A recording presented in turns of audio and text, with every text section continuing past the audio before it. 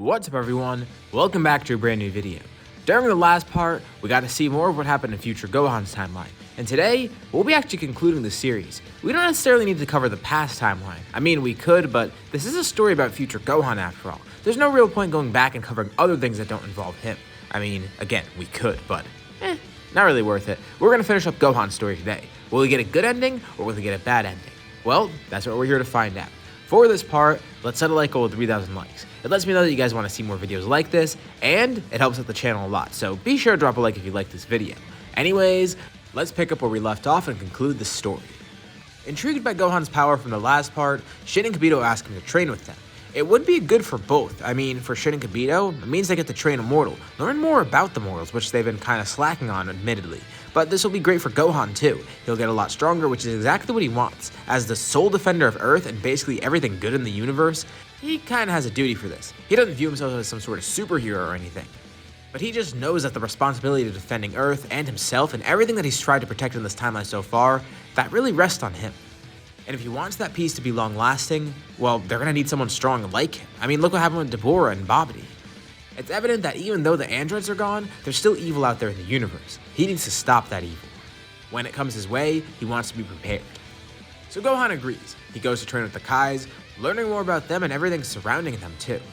Besides learning some interesting info about the universe itself, he gets a lot of good experience with training, not just in strength, but abilities and his mindset too. It's been so long since he's trained under someone. He has trained Trunks, and he did train with a master a while ago with Piccolo and Goku. But this is very different.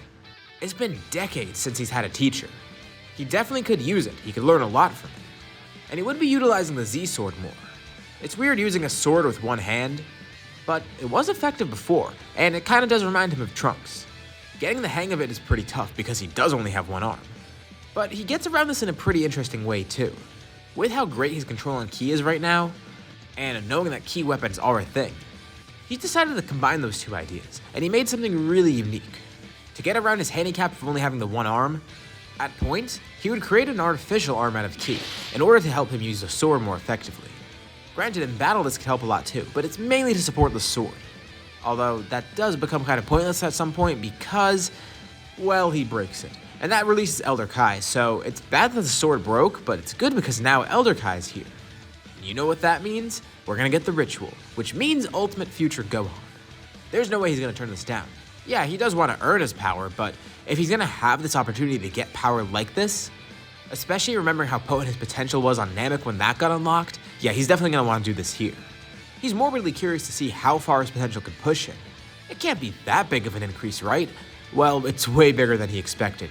Even Shin and Kibito didn't expect this much potential within Gohan. They knew it was there, but not to this extent, and Elder Kai is just as amazed.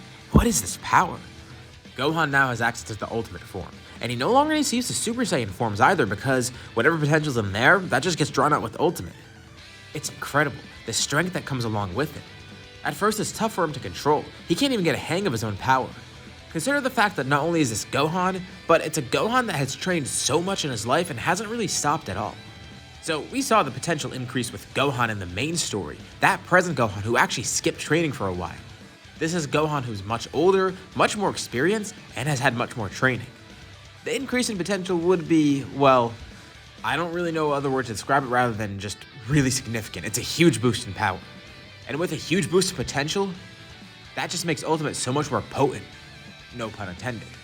And as his training is continuing, at some point, they do encounter a threat. A perfect test of Gohan's power, but also another opponent to face, an opponent to defeat, someone that Gohan needs to protect the timeline against.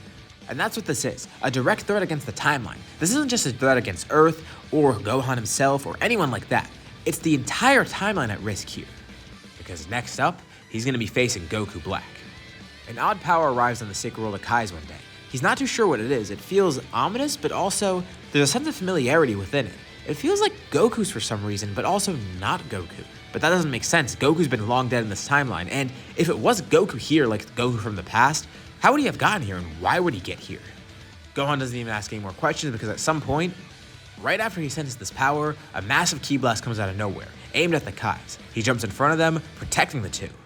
With another then directed towards Elder Kai, thankfully he's able to teleport, utilizing the Kai now, a very useful technique that he's picked up on. Protecting Elder Kai as well, and instinctively, he teleports them away. He asks them if they know what that was, but they're not too sure. It's a good thing he stepped in because otherwise, they would have been killed by that attack. Gohan was able to act very quickly, which is nice. But he doesn't know what this threat is. He teleports back to the area where it occurred, and he sees a very familiar figure in the sky. The outline, the silhouette of him, that hairstyle. It's so distinctive. There's no mistaking it. That definitely is Goku, or it looks just like him. But how? Why? Gohan has so many thoughts racing through his head. This is his father that he's seeing. It's not like Trunks where he saw Goku Black before. Yeah, that's pretty traumatizing, but for Gohan, he's seeing his father. It just adds an extra layer of trauma to it. An extra layer of anxiety to what Gohan's feeling. What is this? Who is this? Well, there is one thing he does know. Even though it does look like Goku, it isn't Goku. The energy doesn't feel like him, and Goku wouldn't be attacking these guys. It makes no sense for him to be here at all, whether that's present Goku or the Goku from this timeline. There's no logical explanation for this. This has to be some imposter. That's the only idea that he has. He asks Goku Black who he is, and Goku Black simply says that doesn't matter. What matters is that Gohan needs to be eliminated, as well as the Kais. They stand in the way of his plan, and as for Gohan himself, he's a sinner to a great extent. Messing with time. He's just a mere mortal. What does he think he's doing? Who does he think he is? This only serves to anger Gohan even more. If he's gonna dodge the question, that tells Gohan he can't settle this verbally. This guy's a threat, and he needs to be stopped. Even if he looks like Goku, that doesn't matter. If anything, that makes Gohan even angrier. He powers up an ultimate, slightly enraged as well. And Goku Black notes this, that increase in power. And it's nothing normal, nothing like he's sensed before. It's Ultimate Gohan, such a strange presence, and with the rage that he's feeling too, he even gets a slight increase on top of that. Goku Black is elated. He motions Gohan to fight him, show him what he's got. Gohan rushes in. He won't let anyone else die. He won't hesitate here, no matter what this guy looks like. He doesn't care if it looks like him, Goku, whoever. This imposter, whoever he is, he will be killed here. But just as Gohan's about to strike, someone else teleports in, shielding Goku Black from the attack, although he isn't really an effective shield. Gohan punches him with such force that it basically rips off his top half, and Gohan stops mid-attack. Who did he just kill? He sees half of Zamasu fall to the ground, with the other half levitating midair.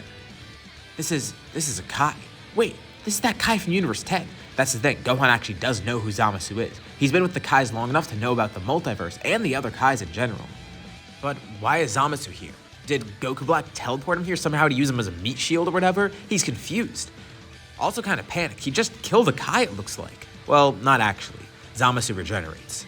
And now Gohan sees what he's up against. These two, they're working together. Zamasu is immortal and also evil? He has no clue what's going on. He's so lost right now, but also enraged, even more than he was before. And he sees Goku Black's wearing a Patara and a time ring. Why does he have Kai attire? There's so many questions. And Goku Black is annoyed by his pestering, so he just flat out explains the Zero Mortals plan. He tells who he is, as well as what he's here for. So he's Goku from another timeline. It's not the timeline that Gohan went to save, but it's another one similar to it, pretty much one that's an exact copy of it. So that explains who this Goku is. And even though Gohan technically doesn't have a connection to him, that timeline went pretty much the same as the present one that he went to. Meaning this is the body of that same Goku that he met in the past. Meaning that Goku Black is erasing everything that he did there, all that he accomplished, everything that he saved in that timeline. He destroyed it. And not just Goku either. The Gohan in that timeline, the Vegeta, the Piccolo, Bulma, Chi-Chi, everyone. But also the Trunks in that timeline. These thoughts, these people, they all rush through his head. And Gohan's anger explodes, unlike it has before. This is a type of rage that he hasn't felt since Trunks died. This is something completely different. He's unhinged. Goku Black acts cocky at first, welcoming this. This will give him more power, this fight. It'll only help him grow even stronger, give him more experience, give him more power. But Gohan is getting too strong for him to face. And even with Zamasu there as a meat shield, it's not working. Okay, well, Zamasu can go fight the Kais. No, not really, because Gohan just teleports there, protecting the Kais too. Remember, his whole thing is that he doesn't want anyone else to die, especially the Kais now with how important they are. And he makes sure Zamasu stays away from them. And then, within an instant, Gohan gets a really random idea, but it might work. He grabs onto the three Kais, teleporting them away. Zamasu and Goku Black try to seek out his energy, but not seconds after, Gohan teleports back. On a whim, he teleported them elsewhere. They have their own Kai too, and he told them to just keep moving. Get away from here. He wants to face Zamasu and Goku Black alone without having to worry about them. And it is a good plan. They agree, but they tell Gohan, be careful. They could tell he's getting unhinged, and he needs to control that rage, not only to help him use his power more effectively, but also they don't want that rage to blind him. He'll make mistakes that way. And this guidance from Shin and Kibito, he agrees. He calms down. Well, he's still enraged, but he calms down a bit, collecting his thoughts more and more. He thanks them for their help. They're right. He needs to utilize his anger more effectively. Don't let it take control of him. And he keeps these thoughts in mind as he faces Goku Black and Zamasu once again. So, Zamasu's a lost cause. He's not going to be able to kill Zamasu because Zamasu's immortal. Alright, just don't focus on him then. Focus on Goku Black, that imposter, that monster, that guy that killed everyone, ruined everything that Gohan worked for, and is trying to ruin everything right now. And the one guy that Gohan could actually kill. But he needs to separate Zamasu from him. So, he does what he basically did with the other Kais. With great speed, he rushes into Goku Black, tackling him, pummeling him with a bunch of punches and kicks. With one massive blast of ki, he turns to Zamasu, knocking him far away as well as partially destroying him. And while Zamasu regenerates, he grabs onto Goku Black, teleporting them away, as far away as he can, utilizing the Kai to go to the most remote place in the universe. They end up on a random desolate planet. Not even Gohan knows where he is. And this is good. This means they'll be alone for the time being. As long as Goku Black doesn't raise his ki, Zamasu won't be able to find them and teleport here, which means he needs to make this quick. Before Goku Black could even react, Gohan already has a plan. He needs to strike quickly, and he needs to make it count because the second he raises his ki, Zamasu could sense him too. He vanishes out of sight. Goku Black's confused, looking around. A shadow looms overhead. He looks up and sees blocks of Kachin falling from the sky. There's a lot of them, but he's not deterred. Easily, he breaks them. These interrupt him and don't allow him to power up. He focuses on dodging them and destroying them. But also with all these blocks flying from random places, it acts as a great distraction for Gohan. He lunges in towards Goku Black, holding his power back as much as possible, until the very last moment where he strikes, powering up. Goku Black tries to defend against it, but he can't. Gohan is far too strong for him. And now that Gohan's powered up, he knows that Zamasu would sense him and teleport here. So he teleports behind Goku Black. Then behind him again, and again and again. As Goku Black keeps turning around, Gohan's teleporting around him randomly. Angered, Goku Black creates a sword out of ki, slicing at Gohan at any chance that he gets, but he can't hit Gohan. He's moving too quickly. But at one point, the sword connects. It hits Gohan right in his arm, or what looks like an arm.